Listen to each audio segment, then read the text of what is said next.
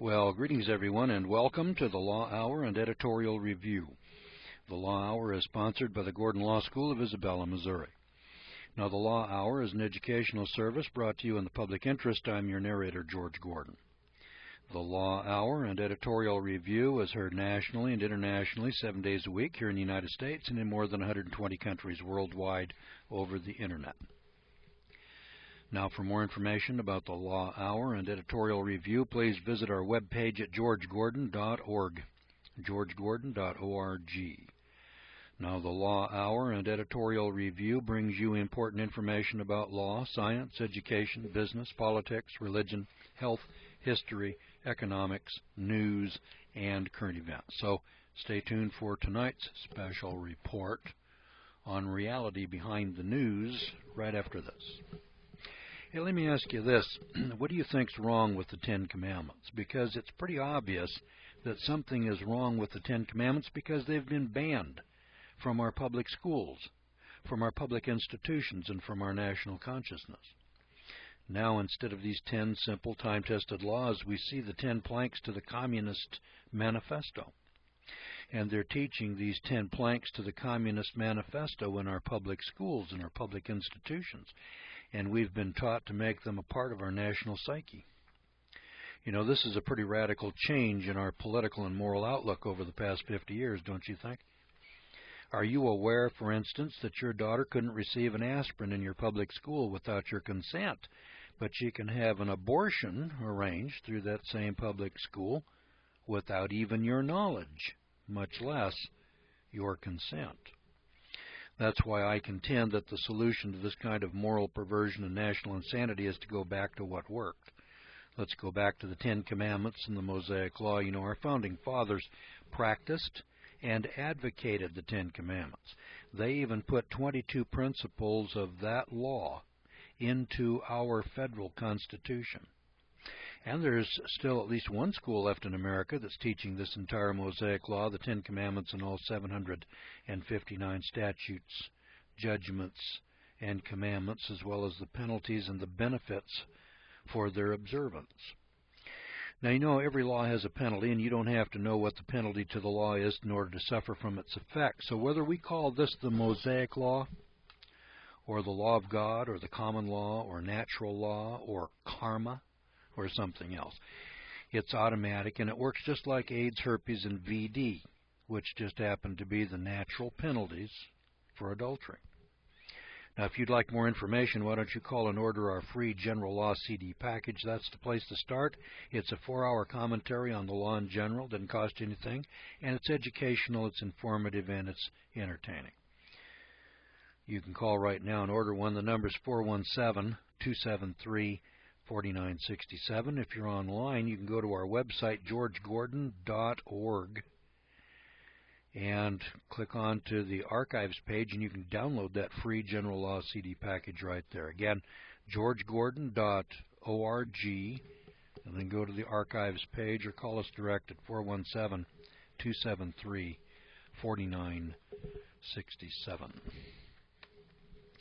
All right, we're looking at reality behind the news, and so in this last program in the series, I picked up the International Forecaster. You can get a copy from. This is the December 11th issue that I'm citing from here, December 11th, 2010. And it's the internationalforecaster.com. And if you want to write that down, you write, see if I got it here. Yeah, here it is, HTTP. And it says theinternationalforecaster.com. And it's all one word, theinternationalforecaster.com. And the guy that writes this, his name is Bob Chapman, an old man like I am. And he's out here spreading the word and stirring up a lot of hate and discontent in the process. First article I want to cover here, page 18. Representative Cohen moves to block free speech. Free speech. My God, we'd think the First Amendment protects our right to free speech and that all of our senators and representatives would be championing the idea of free speech. But there's quite a little story here. It has to do with these FEMA camps here in the United States. You might have heard a little about that. Concentration camps here in the United States. The first time I heard this was from my son Ted, back about 1985 or 86, somewhere along in there, and he was stationed up in Anchorage, Alaska. We were talking on the telephone, and he said, Dad, I don't know what's going on up here, but I'm out here working on a project. We are building a great big compound with barracks in it.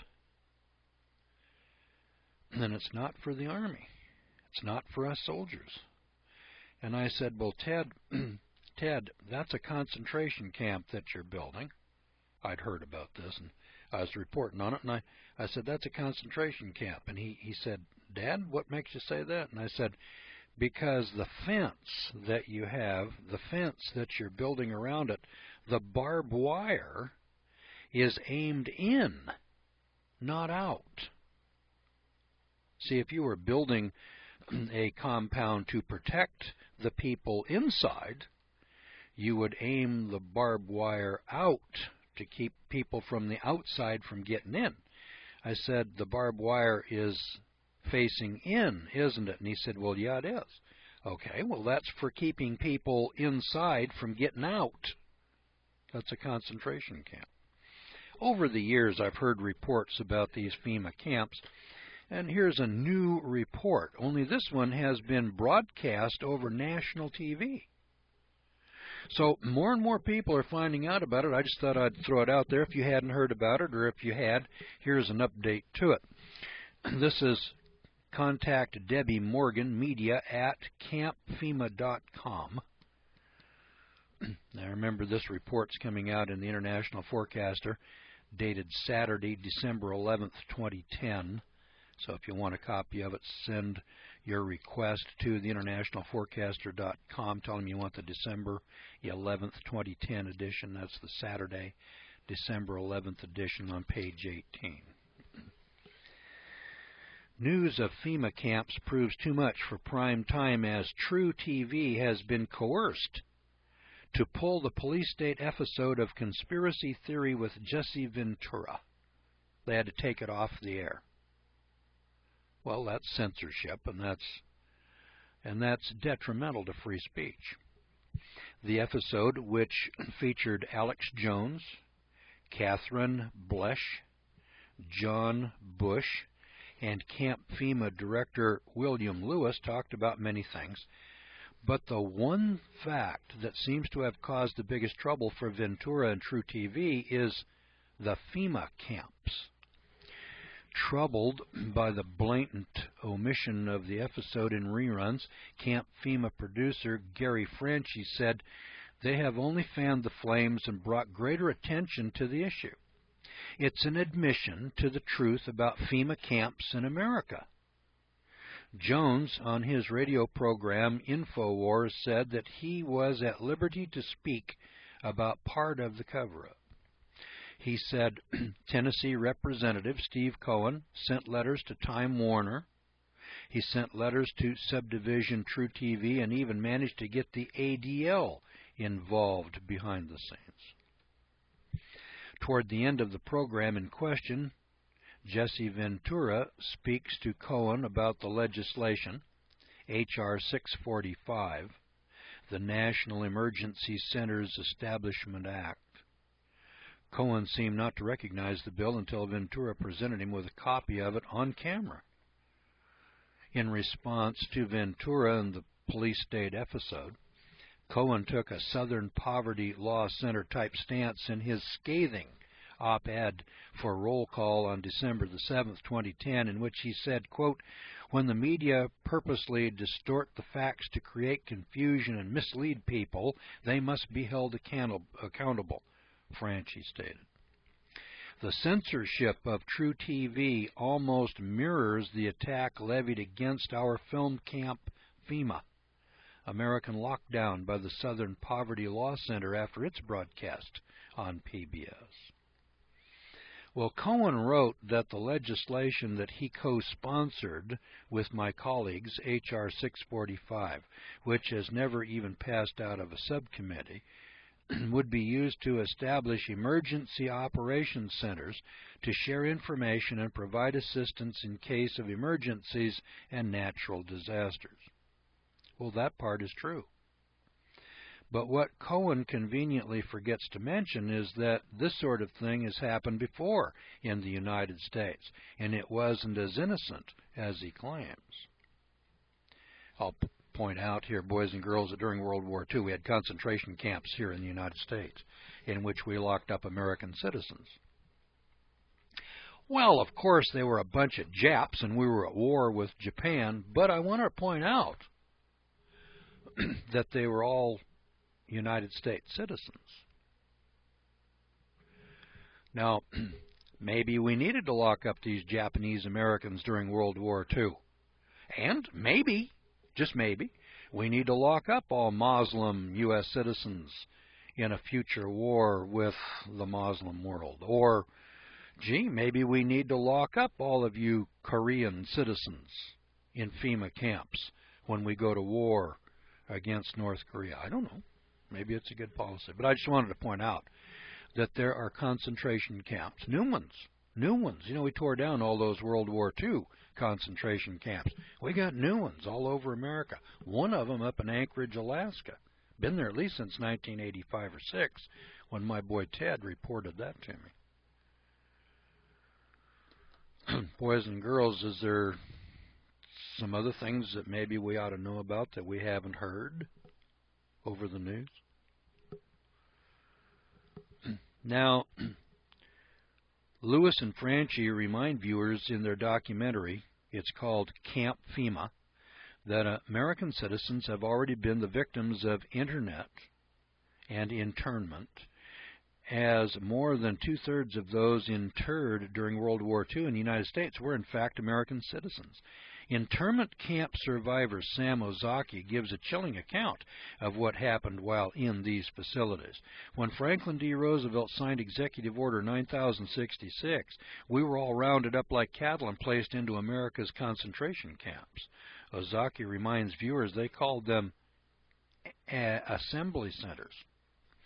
A newscaster at the time stated that these assembly centers were bounded by a wire fence and guarded by military police.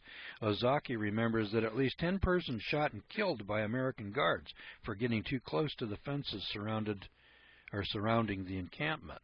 Okay, so at least 10 persons in these camps were shot and killed during World War II. So that tells you that they were pretty serious about keeping those people locked up in there. Ventura, along with Jones and Lewis and Franchi, simply want to know if these are for emergencies and natural disasters like Hurricane Katrina. And if so, why would there be barbed wire facing toward the facility, keeping people in? And why are these facilities being built on military bases?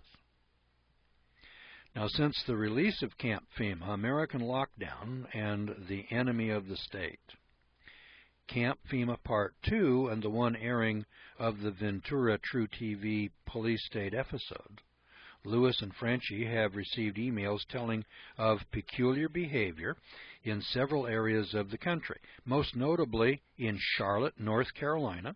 So you people living in Charlotte, North Carolina, pay attention here, where there are several guard towers going up all over the city, but especially near vacant warehouses.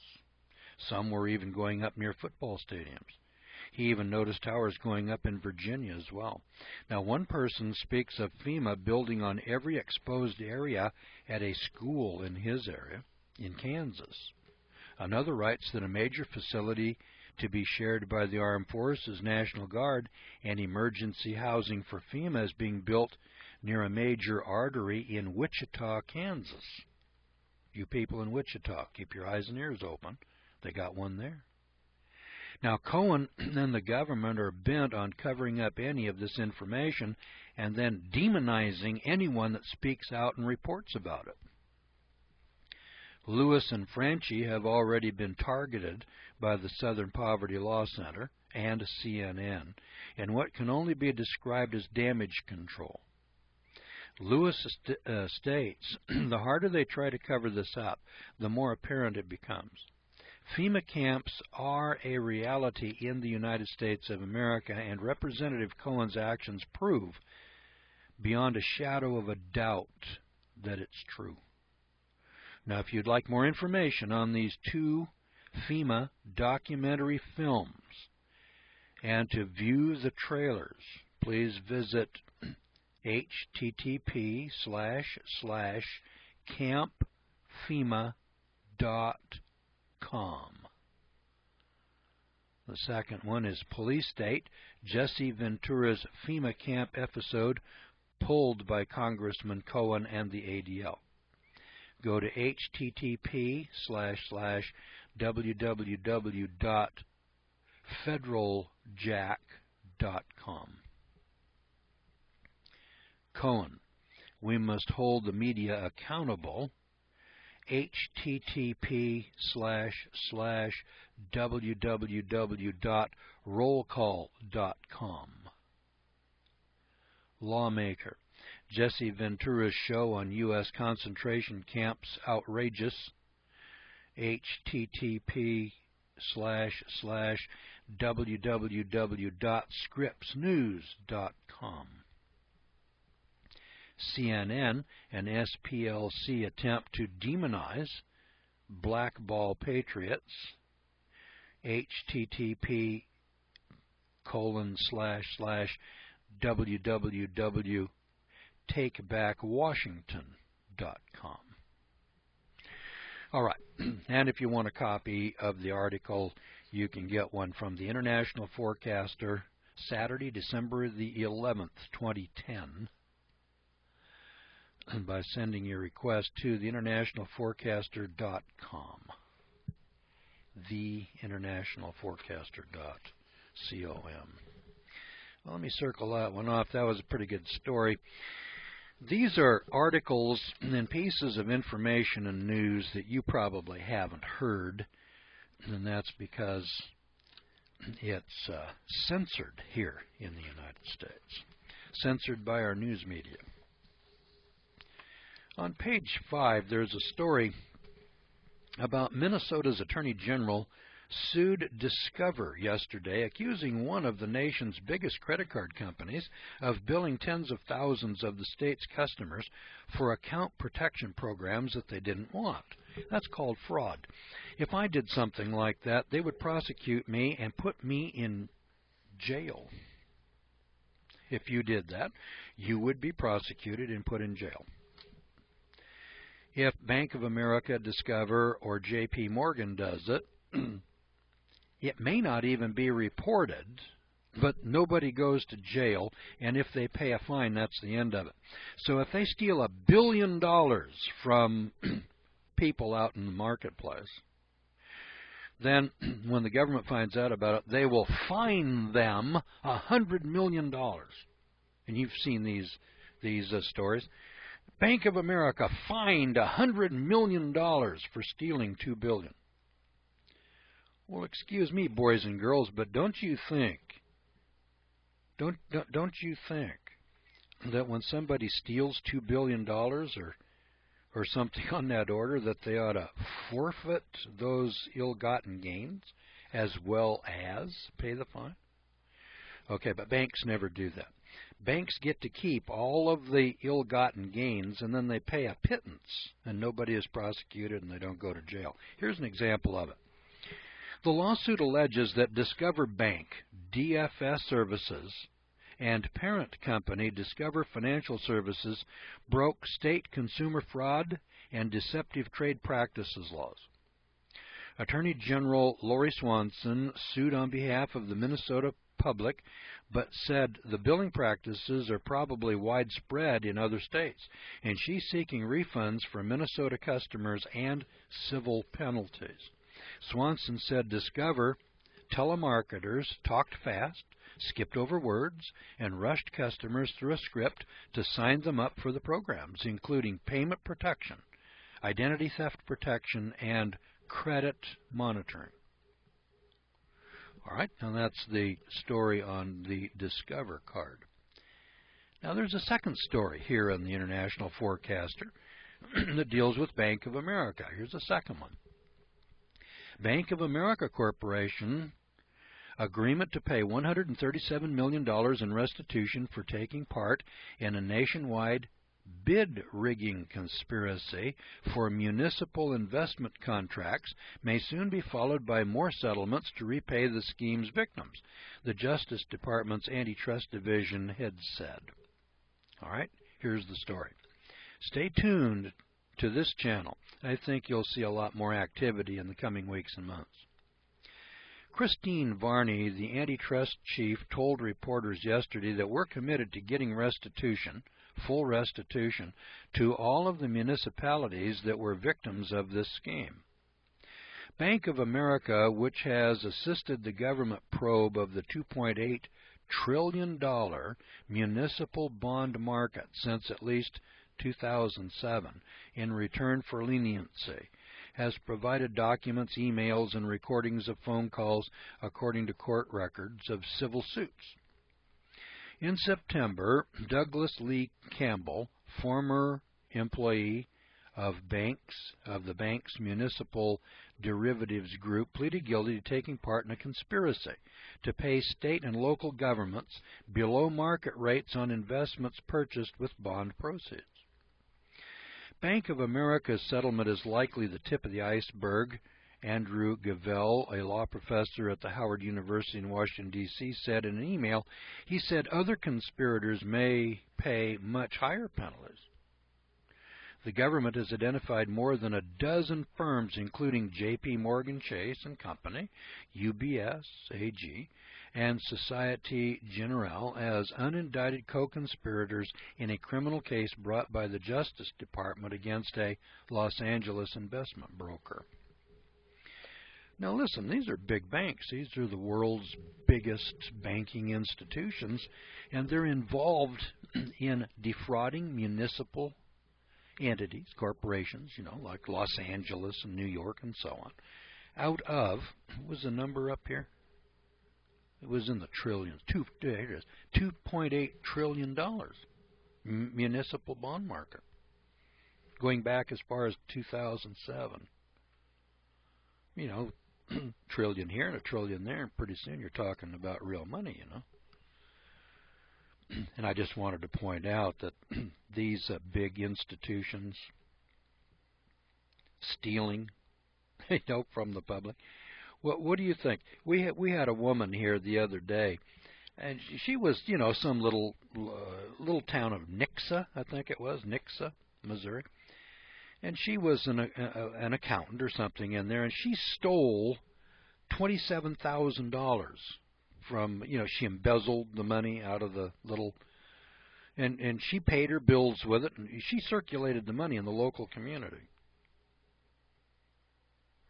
She just got sentenced to 5 years in the state pen for $27,000. These bastards steal $2.8 trillion, and there isn't one of them going to spend a minute in jail. Now wake up here, let's smell some coffee, huh? And that goes on day in and day out. Hell, they even report that kind of activity in the mainstream press. But I just thought I'd point that out. There's a couple of cases. Bank of America and Discover Card. Blatant criminals. Blatant theft and criminal activity. Right in your face. And then your government's involved in the cover-up because you remember reading about all of this TARP payments that went to these big banks like Chase Manhattan. And then when a couple of representatives like Ron Paul, had the temerity to say, hey, we'd like to see your records and where you spent it, they held it up, and they still are holding it up. And they call it top secret.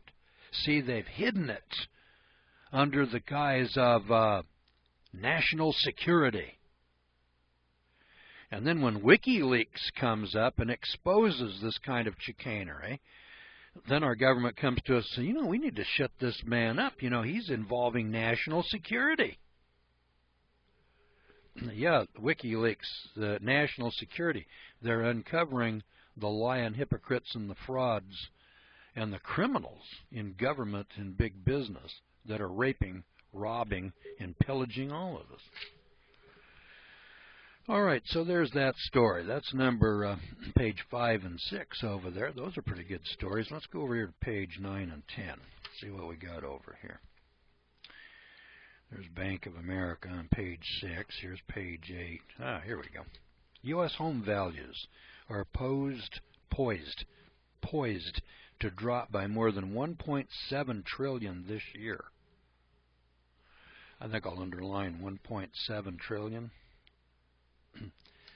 That's $1,700 billion. Hey, that's a chunk of change.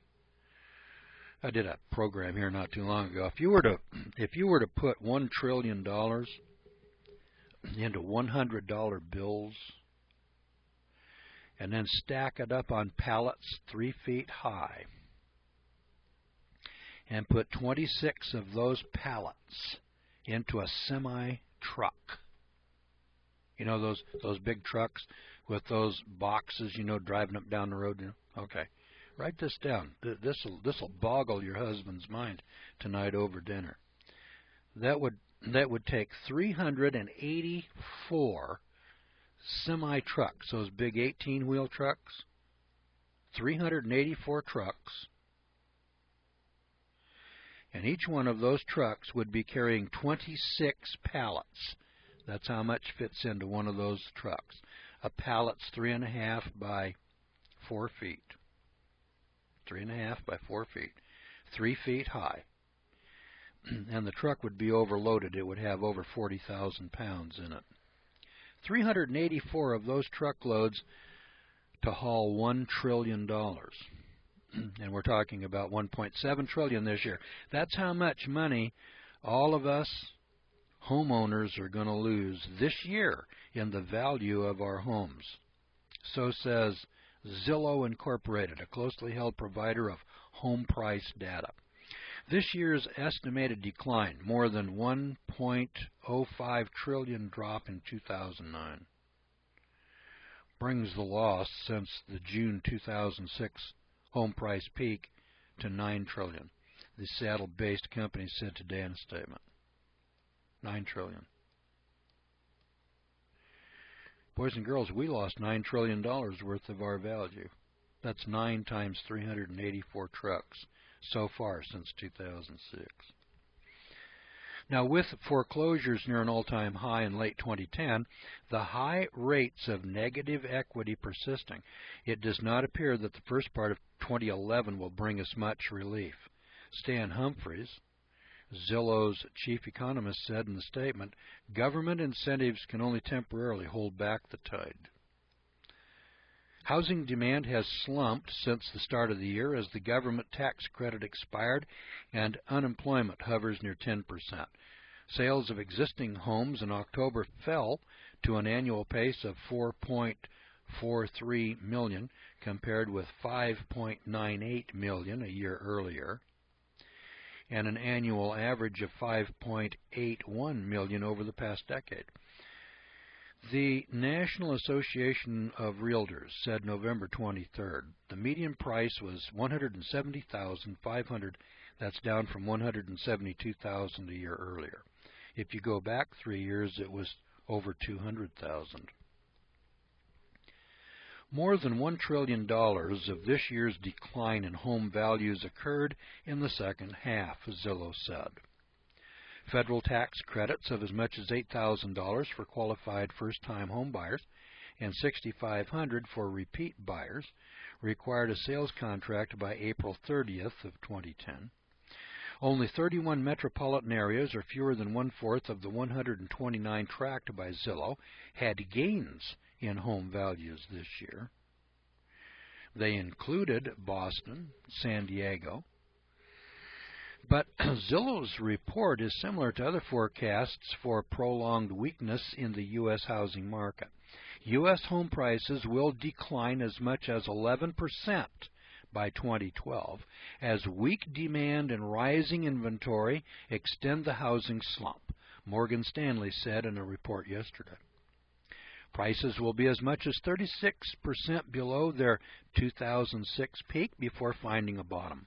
Morgan Stanley analysts, led by Oliver Chang, wrote, sales will stay depressed through next year amid tightened lending standards, they said.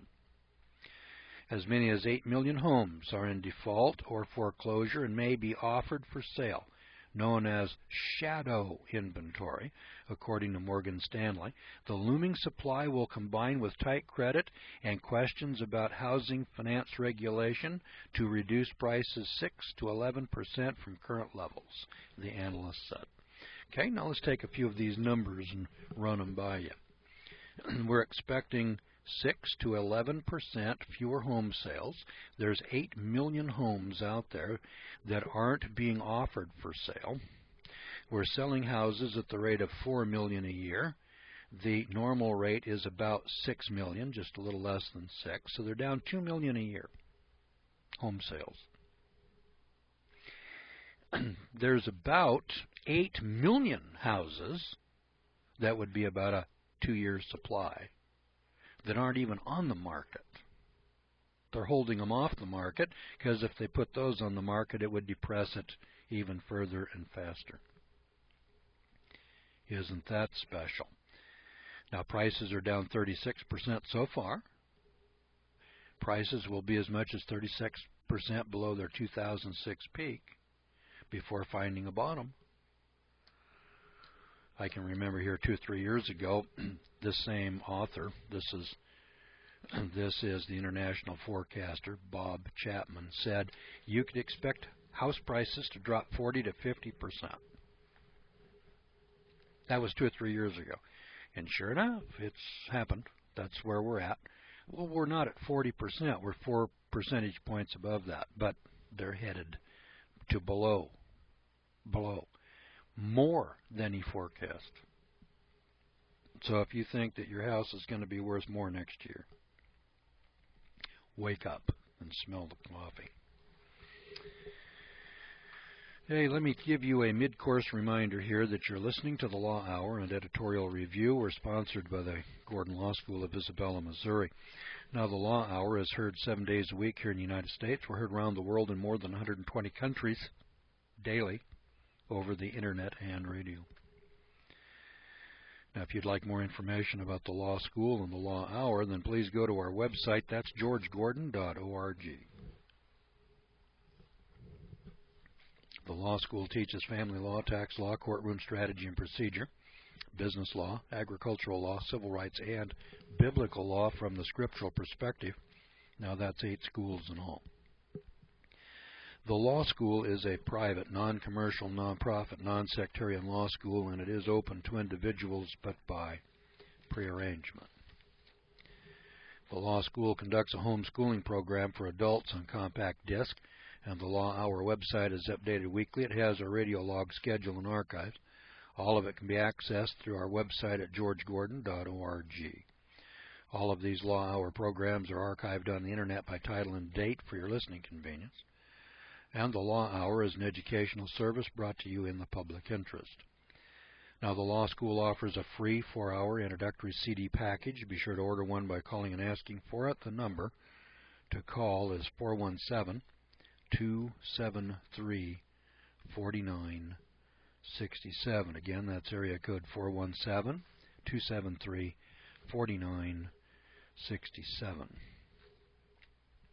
The sources of information that we use on this program are true, accurate, and correct to the best of our knowledge and belief, and the Law Hour and Editorial Review gives credit to those authors and publications that we use on this program, and we often endorse or recommend books, papers, periodicals, and newsletters to our listeners. These endorsements or recommendations that we give don't mean that the authors or publications that we're endorsing are necessarily going to reciprocate. Keep in mind that most of these authors and publications cited here on the Law Hour and Editorial Review may be hostile, political, religious, economic, sectarian, racial, or ethnic partisans, and their viewpoints may not be totally endorsed by the Law Hour and Editorial Review either. These opinions, beliefs, comments, views, and expressions that you hear on this program are mine and mine alone, and they don't necessarily represent the views, beliefs, or the opinions of the advertisers, the sponsors, the management or staff of this radio network or of this local radio station. Now, if you'd like more information about the Law Hour and editorial review, please go to our website at georgegordon.org. Again, georgegordon.org, or call us direct at 417-273-4967.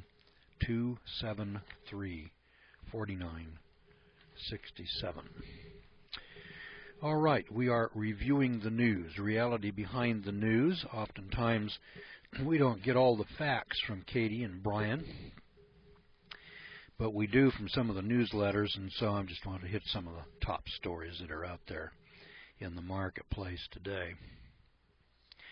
Now, here's a letter that really hit the nail on the head. It's written by a soldier in the Army, and it's on page 10. It's called Military Pay. So if you're a soldier and you're getting paid, you know, your salary in the military, and if you're not, you know, if you're just a Joe Sixpack like me, I read this, I didn't know what military pay was. Now, I remember my dad said in World War II he was getting $69 a month in board and room as a soldier. And during those years back in the 1940s, you know, during World War II, $69 was worth a little more than it is today. During the Depression years, CCC camp people were getting paid $25 a month and board and room. They'd keep $5 and send $20 home and support their families on $20 a month. Keep $5 for themselves. And they thought they were cutting a fat hog in the back. If it wasn't fat, at least, you know, it was a live pig. Well, listen to this story. I've gotten to the point that I think that anyone running for Congress or the White House should have been in the military. Cindy Williams was appointed by President Obama as an assistant director for national security in the Congressional Budget Office. She wrote an article on military pay. And this is an airman's response to Cindy Williams' editorial piece in the Washington Times about military pay. And I think it should be printed in every newspaper across America. Now, Ms. Cindy Williams wrote a piece for the Washington Times on behalf of the government, denouncing the pay raises coming service members' way this year, citing that she stated a 13% wage increase was more than they deserve. So in case you people are in the military, you're going to get a 13% pay raise this year. And it's way more than you deserve, according to Ms. Cindy Williams. Now, a young airman from Hill Air Force Base responded to her article below. He ought to get a bonus for writing this article. He begins by saying, Ms. Williams, I just had the pleasure of reading your column. Our GIs earn enough, and I'm a bit confused. And frankly, I'm wondering where this vaunted overpayment is going, because as far as I can tell, it disappears every month somewhere between DFAS, the Defense Finance and Accounting Service, and my bank account. When I checked my latest earnings statement, I see that I make $1,117.80 a month before taxes. After my taxes are taken out, I take home $874.20. Now, when I run that through my calculator, I come up with an annual salary of $13,413.60 a year before taxes and $10,490.40 after taxes. Now, I work in the Air Force Network Control Center, where I am part of the team responsible for a 5,000-host computer network. I am involved with infrastructure segments, specifically with Cisco Systems equipment. Now, a quick check under jobs for network technicians in the Washington, D.C. area reveals that a position in my career field requiring 3 years' experience in my job. Amazingly, this job does not pay $13,413.60 a year. No sirree. This job, being offered in the Washington, D.C. area, pays $70,000 to $80,000 per year. Now, I'm sure, Miss Williams, that you can draw the obvious conclusion. Now, given the tenor of your column, I would assume that you never had the pleasure of serving your country in the armed forces. So before you take it upon yourself to once more castigate congressional and DoD leadership for attempting to get the families in the military's lowest pay brackets off of WIC and food stamps, I would suggest that you join a group of deploying soldiers headed for Afghanistan. I leave the choice of service branch up to you. And whichever service you choose, you make the opt for the 6-month rotation. It will guarantee you the longest possible time away from your family and friends, thus giving you the full deployment experience. Then, as your group prepares to board the plane, make sure to note the spouses and children who are saying goodbye to their loved ones, and also take care to note that several families are still unsure of how they'll be able to make ends meet while the primary breadwinner is gone off to war. Obviously, they've been squandering these vast piles of cash that the government has been giving them. Then try to deploy over a major holiday, say Christmas or Thanksgiving, which are perennial favorites.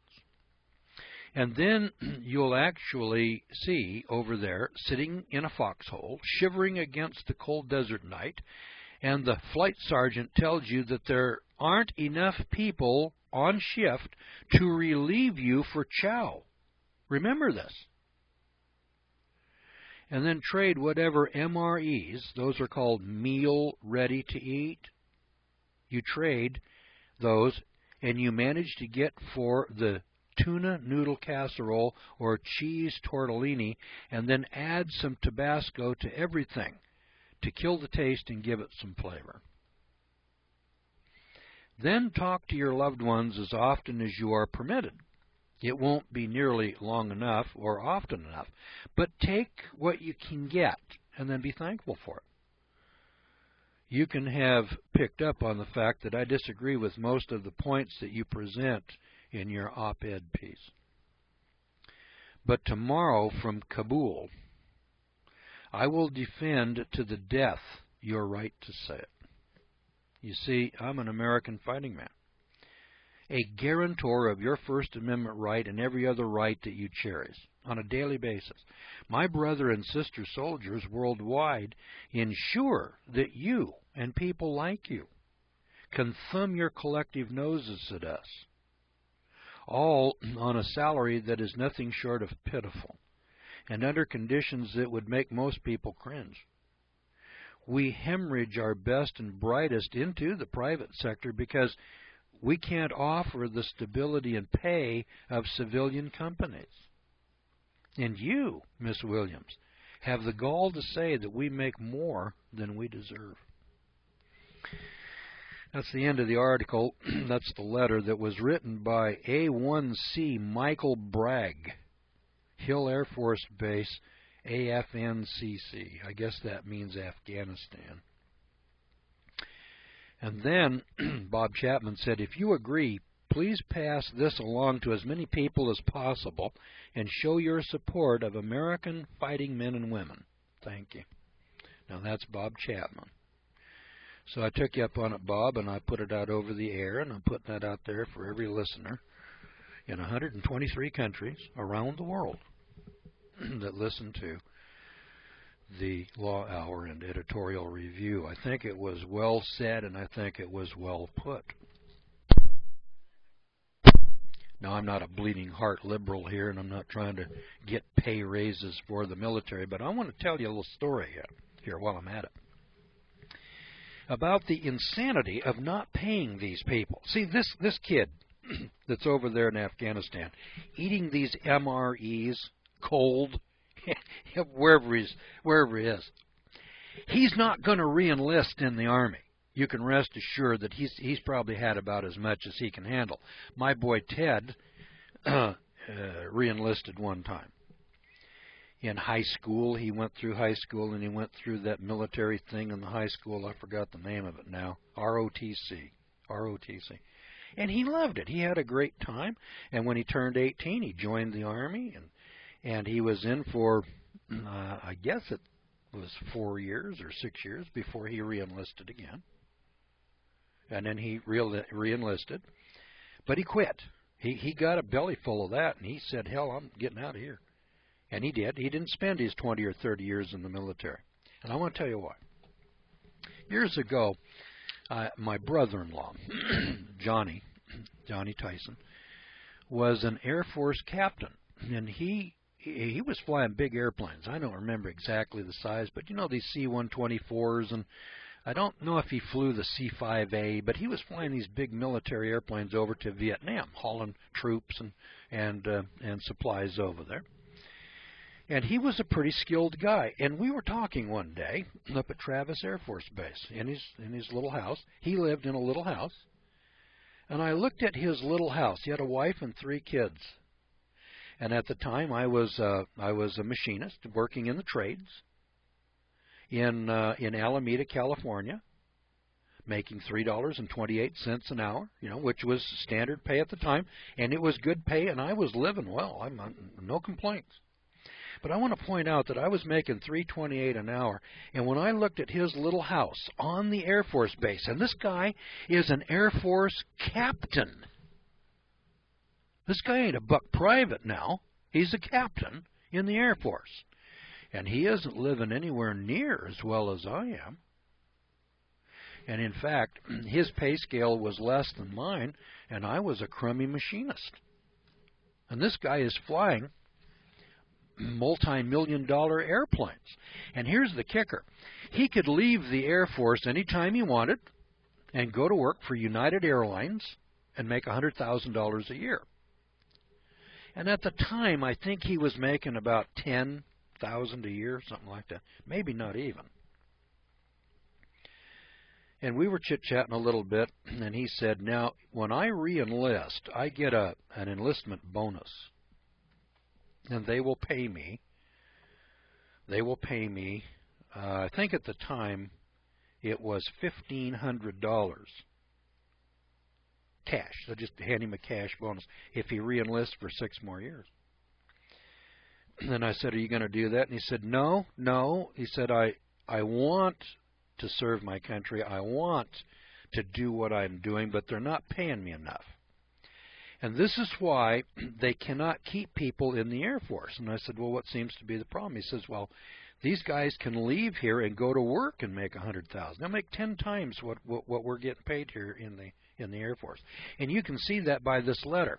This kid is making $10,000 a year, and if he went to work with the same 3 years in Washington, D.C. area, he would get to $80,000. He'd get 8 times as much.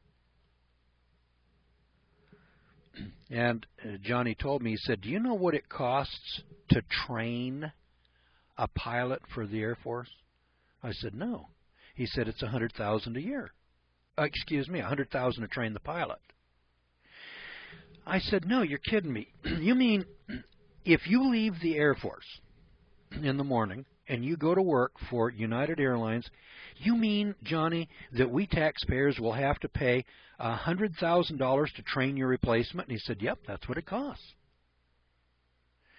And he said, if the Air Force would give us, the pilots in the Air Force, if you would give us $25,000 or $50,000 bonus each time we re-enlist.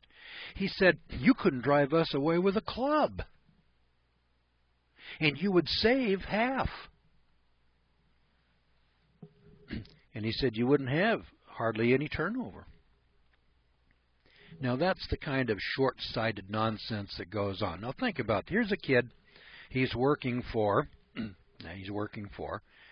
$13,000 a year gross, $10,000 net. He can go to work. The day he leaves the Air Force here, he's going to go into private business somewhere doing the same thing that he was trained to do in the Air Force, and he's going to get paid $70,000 or $80,000 for doing that.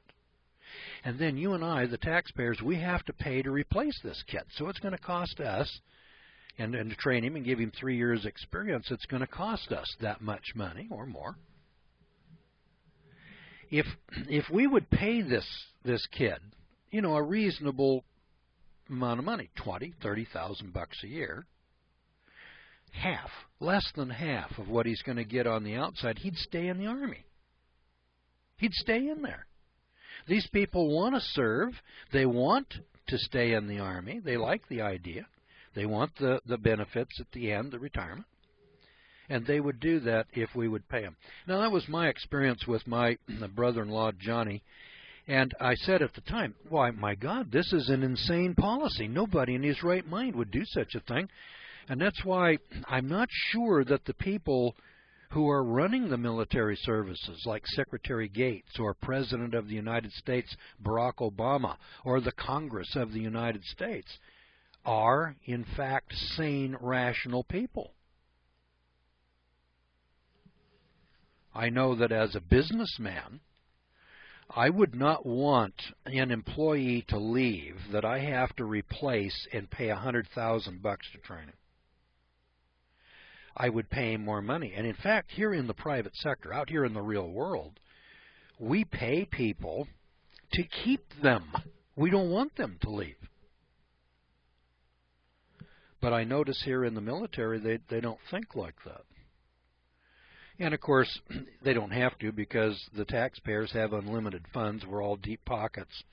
And so they just go ahead and let this kid leave and then bitch at him because he's making too much money. 13% of $13,000, how much does that raise? $13,000 times 0.13. We're gonna give this kid $1,700 a year more money. So instead of making $13,000 a year, he's going to be making $15,000 a year. $15,000. Boys and girls, do you know where the poverty line is in the United States today? It's $20,000, a shade under. That's the poverty line. Hell, this kid's working below the poverty line, for crying out loud. He qualifies for food stamps and aid to families with dependent children, which, of course, is paid for with taxpayer money. But don't you think, just using common sense here, that paying this kid $30,000 a year, $35,000, give him half what he's going to get on the outside, it would keep some more of those guys in there, and I'll bet you that it would make money over the long haul because you don't have to trace a replacement. And I can tell you as a businessman, having to replace somebody costs you more money than paying the guy what he's worth. I mean, I've already tested that. So there's that story for you. Just thought I'd throw that one out there. I told you about home values are falling here. Covered that one. Got the military pay out of the way. Okay, let's take a look here at page 11 and 12. Here's a story for you. The world is entering a recession that may last up to 8 years as the U.S. heads toward a lost decade, similar to Japan's slowdown in the 1990s. This is a fellow by the name of, and I can't pronounce it here, formerly Japan's top currency official. You know, he's Sakajibiria or something like that. I don't know. I'm not afraid of offending him. He probably can't. He can't understand English anyway. So the world is entering a recession. The world, not just the United States, it's the world entering a recession. The world is set for a long-term structural slump reminiscent of the 1870s, when the average annual growth was about 1%. Sakakibara, who is a professor at the God only knows University in Tokyo, said today at a conference in Tokyo, Japan. The slowdown may last 3 or 4 years, and depending upon the circumstances, may drag on for 7 to 8 years, he said.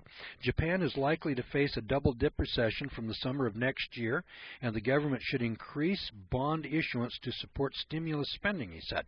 The nation had 904 trillion yen, that's 10.8 trillion, in outstanding government bonds and borrowings as of June, according to the government data collected by Bloomberg. Now, the United States has a national debt of 14 trillion. Japan, about 1/3 the size of the United States in population. They have 100 million. They've got a $10 trillion debt. Well, about 95% of Japan's debt is held domestically, which credit rating agencies have said supports the country's creditworthiness even as borrowings approach 200% of gross domestic product. Sakakibara became known as Mr. Yen during his 1997-99 tenure at the Ministry of Finance for his efforts to influence the yen rate through verbal and actual intervention in the currency markets. I want to point that out, that the Japanese have already been through this whole process. They tried the same stimulus program in the 1990s that we're doing today. It failed totally then. They've been in a recession. They have been in negative or very low growth rates for the last 20 years. They call it the lost decade, the decade of the 90s. He says you're going to do the same thing there. So in case you thought you saw green shoots and everything's going to be fine, I thought I'd point this one out to you, that we're probably going to get the same result that the Japanese got after having doing exactly the same thing that the Japanese did. We'll probably get the same result as the Japanese, and that was 10 years of depression, recession, or below normal growth. So there's that story. There's a fiscal flood that threatens to swamp local government budgets across the United States and overflows from file cabinets in the office of Patty Holm. He's the chair of the Michigan Tax Tribunal. Now, I don't have time to read the story, but I'm going to tell you the crux of it. And that is, property values are declining. And when property values decline, then the assessed valuation of the property declines, and so cities and municipalities and counties are taking in less money, which puts them into bankruptcy. Now, that's the bad news for all of us. The good news is, as your property devalues, your property tax should go down. But they're not going to lower your property tax voluntarily unless you push them. So if you're in one of those houses where the property value has declined by 50% or something like that, you should go down and file to have your property tax reduced. And then if they fail to reduce it, you should sue your city or your county to reduce that tax rate. And that's what this article is all about. Tens of thousands of people are suing their cities and counties to have their property taxes reduced because the county won't do it voluntarily. How's that for a plan? Well, I'm out of time here again, boys and girls, so let me give you a final reminder that you have been listening to the Law Hour and Editorial Review, and that we're sponsored by the Gordon Law School of Isabella, Missouri. Now, the Law Hour is heard 7 days a week here in the United States. We're heard around the world in more than 120 countries daily over the Internet and radio. If you'd like more information about the Law School and the Law Hour, then please go to our website. That's georgegordon.org. Now, the Law School is a private, non-commercial, non-profit, non-sectarian law school, and it is open to individuals, but by prearrangement. The Law School conducts a homeschooling program for adults on compact disc, and the Law Hour website is updated weekly and has a radio log, schedule, and archives. All of these Law Hour programs are archived on the Internet by title and date. That's for your listening convenience, and the Law Hour is an educational service brought to you in the public interest. All right, our time's up. I got to leave it right there. So we'll see you back here tomorrow night. Same time, same station, God willing, of course. So until then, thanks for listening, everybody, and good night, friends.